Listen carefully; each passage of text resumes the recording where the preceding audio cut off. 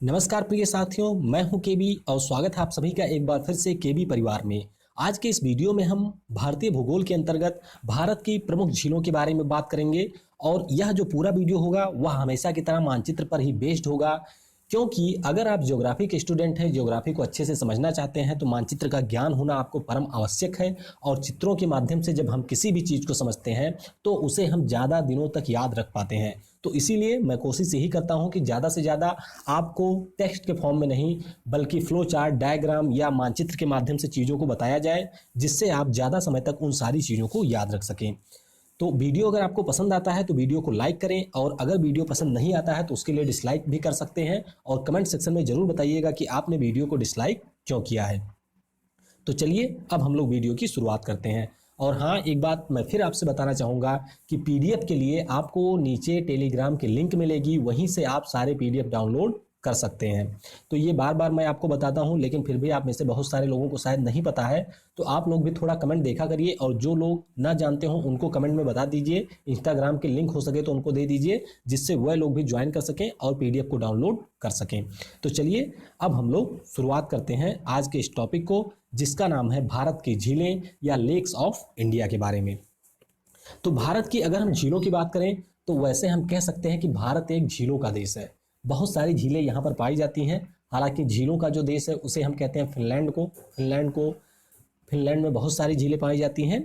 तो भारत में मुख्य रूप से बहुत सारी झीलें हैं, लेकिन उनमें से हमें कुछ ही झीलों को पढ़ना है जिनसे प्रश्न हमारी परीक्षा में पूछे जाते हैं।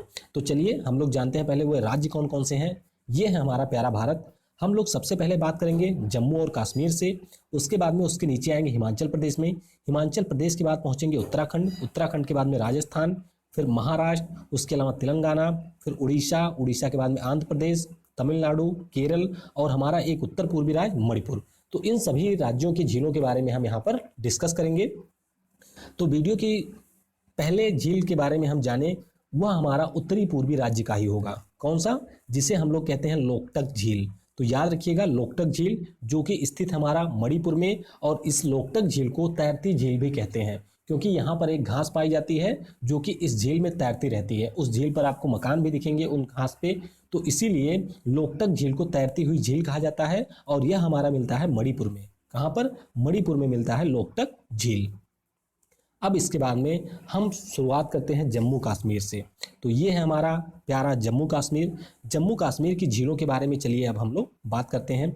यहाँ पर हमारी जो जम्मू कश्मीर की राजधानी है जिसका नाम है श्रीनगर, श्रीनगर के पास एक झील है जिसका नाम है डल झील। इसका क्या नाम है? डल झील। इसी से छोटी सी रास्ते के द्वारा जुड़ी हुई एक झील है, और इस झील को हम लोग कहते हैं नागिन झील। इस झील को हम क्या कहते हैं? नागिन झील। और नागिन झील एक ऐसी झील है जो चारों तरफ पेड़ पौधों से घिरी हुई है। फिर हम लोग थोड़ा सा नीचे आएंगे, यहाँ पर आपको मिलेगा बेरीनाग स्प्रिंग। बेरीनाग स्प्रिंग यहाँ पर मिलेगा, और यहीं से हमारी निकलती है झेलम नदी। कौन सी नदी? झेलम नदी हमारी यहीं से निकलती है। और इसी के पास में थोड़ा सा आप नीचे आएंगे तो यहाँ पर आपको एक झील मिलेगी जिसका नाम है शेषनाग झील। और झेलम नदी के द्वारा एक झील का निर्माण किया गया था, और उस झील का नाम है ऊलर झील। उस झील का क्या नाम है? ऊलर झील। और ऊलर झील को हम लोग गोखुर झील भी कहते हैं। अब गोखुर झील का निर्माण कैसे होता है इसके बारे में जब हम लोग फिजिकल ज्योग्राफी पढ़ेंगे तो वहां पर जब नदियों के कार्य आप पढ़ेंगे तो वहां पर आप अच्छे से समझ पाएंगे कि इस प्रकार के झीलों का निर्माण कैसे होता है।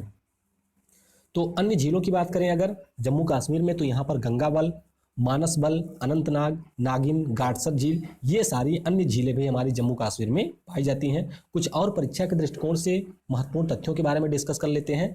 जैसे कि मैंने आपको पहले बताया कि जो डल झील है वह किसके किनारे स्थित है? श्रीनगर के। श्रीनगर जो कि राजधानी है जम्मू और कश्मीर की। डल झील को हम लोग कश्मीर का मुकुट या श्रीनगर का गहना भी कहते हैं। डल झील को कश्मीर का मुकुट व श्रीनगर का गहना भी कहते हैं। और अगर हम बात करते हैं ऊलर झील की, तो ऊलर झील भारत की ताजे पानी की सबसे बड़ी झील है। ताजे पानी की सबसे बड़ी झील है। और ऊलर झील एक प्रकार के गोखुर झील का उदाहरण है। गोखुर झील के बारे में मैं आपको यहाँ इतना बता देता हूँ कि मुख्य रूप से जो हमारी गोखुर झीलें होती हैं उनका निर्माण होता है नदियों के द्वारा। किनके द्वारा? नदियों के द्वारा। जब नदियाँ अपना रास्ता बदल लेती हैं और उनका मार्ग मुख्य मार्ग से विस्थापित हो जाता है, तो जो बचा हुआ हिस्सा होता है उसी से निर्माण होता है गोपुर झील का। तो ये चीज़ें आपको याद रखनी है। जम्मू कश्मीर के बाद में अब हम चलते हैं हिमाचल में। हिमाचल प्रदेश की बात करें तो ये है हमारा प्यारा हिमाचल प्रदेश। हिमाचल प्रदेश में आप सबसे नीचे जब आएंगे, जहाँ पर हरियाणा और उत्तर प्रदेश इससे मिलते हैं, तो वहाँ पर एक झील है, इसे हम लोग कहते हैं रेणुका झील। इसे हम क्या कहते हैं? रेणुका झील। ऊपर आप जाएंगे तो यहाँ पर है बिलासपुर जिला, और बिलासपुर जिले में हमारी एक झील है जिसे हम लोग गोविंद सागर झील या गोविंद सागर जलाशय भी कहते हैं। तो दोनों नाम इसके हैं, तो आप कंफ्यूज मत होइएगा। भाखड़ा नागल बांध के कारण इसका निर्माण हुआ है, और यह मुख्य रूप से है किस पर? सतलज नदी पर। तो इतनी जानकारी आपको होनी चाहिए। ऊपर जब आप पहुंचेंगे तो यहाँ पर दो झील आपको और मिलेंगी। एक तो हमारा है सूरज ताल झील, और इसके बगल में ही आपको मिलेगा चंदा ताल झील, चंद्रताल झील या चंदाताल झील। तो इस प्रकार से कुल 4 झीलें हैं हमारी हिमाचल प्रदेश में। हिमाचल प्रदेश के बाद में अब हम आगे बढ़ते हैं कहाँ पर? उत्तराखंड में। तो ये है हमारा प्यारा उत्तराखंड। उत्तराखंड में जब आप लोग जाएंगे तो यहाँ पर एक हमारा है झील जिसे हम लोग कहते हैं भीमताल। इसे हम क्या कहते हैं? भीमताल झील। भीमताल के नीचे जब आप देखेंगे तो यहाँ पर भी एक झील है जिसे हम लोग कहते हैं नैनीताल झील। आपने गाना तो सुना ही होगा, तालों में नैनीताल बाकी सब तलैया, तो वही हमारी है यहाँ पर नैनीताल झील। इसके अलावा कुछ अन्य झीलें भी यहाँ पर हैं, जैसे कि सात ताल, देवताल, खुरपाताल, डोडीताल, मालताल झील, ये सारी हमारी मिलती हैं उत्तराखंड में। देखिए, अगर परीक्षा में आपसे कभी ताल से संबंधित कोई झील पूछा जाता है तो आप बिना देखे टिक कर देंगे उत्तराखंड को, लेकिन उन सभी तालों में अगर वह चंद्र ताल या सूर्य ताल हुआ तो आप जाएंगे हिमाचल में, अदरवाइज कोई भी ताल होगा तो वह आपको मिलेगा उत्तराखंड में। उत्तराखंड के बाद में अब हम पहुंचते हैं राजस्थान में, वीरभूमि राजस्थान में। तो यहाँ पर भी बहुत सारी झीलें आपको मिलेंगी। सबसे पहले हम लोग चलेंगे जयपुर में। जयपुर में हमारी एक झील है जिसे हम कहते हैं सांभर झील। इसका नाम क्या है? सांभर झील। उसके ठीक नीचे आप आएंगे अजमेर में, तो अजमेर में आपको एक झील मिलेगी जिसका नाम है पुष्कर झील। फिर आप नीचे आएंगे सिरोही जिले में। सिरोही जिले में एक झील है जिसका नाम है नक्की झील।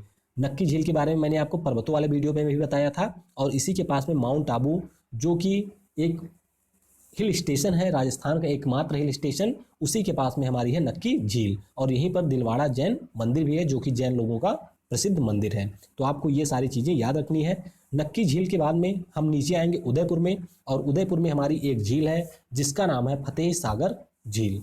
इसका क्या नाम है? फतेह सागर झील। और यहीं पर एक और झील है जिसका नाम है ढेबर झील। इसका क्या नाम है? ढेबर झील। तो कुछ अन्य तथ्यों को भी देख लेते हैं, जैसे कि राजस्थान में कुछ अन्य झीलें मिलती हैं, जैसे कि अना सागर झील, डीडवाना झील, राजसमंद झील, पिछौड़ा झील। तो ये सारी हमारी झीलें राजस्थान में मिलती हैं। अगर हम बात करते हैं ढेबर झील की, तो इसे हम लोग जयसमंद झील भी कहते हैं। राजा जय सिंह के द्वारा इसका निर्माण करवाया गया था, और यह एक प्रकार की कृत्रिम झील है। भारत में जितनी भी आर्टिफिशियल लेक हैं यानी कि कृत्रिम झीलें हैं, उनमें दूसरे नंबर की ये सबसे बड़ी है। पहले नंबर पर है गोविंद बल्लभ पंत सागर, जो कि कहाँ पर है? उत्तर प्रदेश में। वह हमारी पहले नंबर पर है आर्टिफिशियल लेक में, उसे आप जलाशय की श्रेणी में भी रख सकते हैं। और वह हमारा है सोनभद्र जिले में, उत्तर प्रदेश के। रिहंद परियोजना वहीं पर बनाई गई है। इसके बारे में मैंने आपको नदी घाटी परियोजनाओं वाले वीडियो में बताया था। सांभर झील की बात करें तो ये हमारी है खारे पानी की एक झील है, और इसमें कुल मिलाकर के 5 नदियां आकर के गिरती हैं। तो ये सारी जानकारी आपके लिए हो गई राजस्थान की झीलों से संबंधित। राजस्थान के बाद में अब हम बढ़ेंगे उड़ीसा में।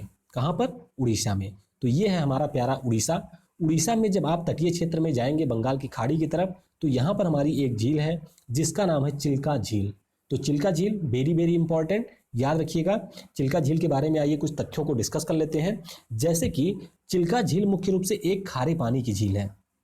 चिल्का झील एक खारे पानी की झील है, और इसे हम लोग लैगून झील भी कहते हैं। लैगून झील मुख्य रूप से समुद्रों के द्वारा बनाए जाते हैं। मान लीजिए ये हमारी बाउंड्री हुई और यहाँ पर झील हुई, तो जब समुद्रों के द्वारा उछाल लाया जाता है तो ये मुंह बंद हो जाता है, कुछ दिनों तक बंद रहता है, फिर ये खुल जाता है। तो इस तरीके से समुद्र का जो पानी है वह लैगून झीलों में आता जाता रहता है।